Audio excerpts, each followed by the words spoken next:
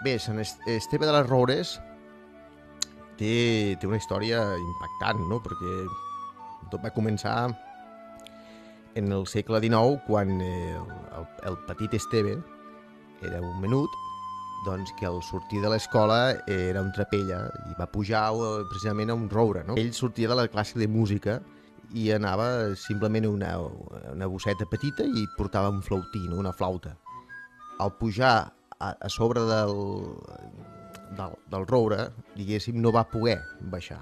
I el poble, ningú sabia on estava el nen. L'estaven buscant, la mare, el pare, però no el trobaven. I aleshores és quan va decidir, va veure que el nen tenia, la flauta li havia caigut entre les cames. Aleshores, ell, el que va, solament utilitzant les cames, va poder posar-se la flauta dins del cul i tocar. I d'aquesta manera la gent va saber on era el petit Esteve, no? El roure.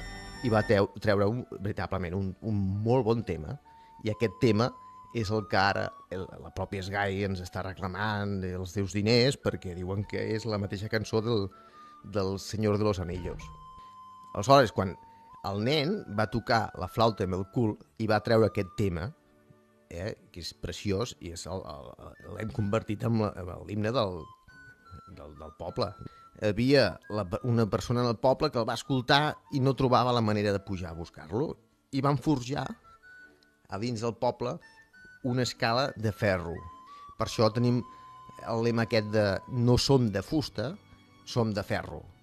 Perquè tenim fusta, tenim el roure, però el roure per nosaltres és intocable, no podem talar els roures. Aleshores es va utilitzar fer una escala que van fer durant 15 dies, el nen l'anaven alimentant com en poder, però van rescatar-lo amb una escala de ferro. Inclús no tenim ni l'euro, no tenim una moneda comunitària, tenim la criptomoneda.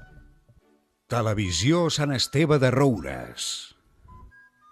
No som de fusta, som de ferro.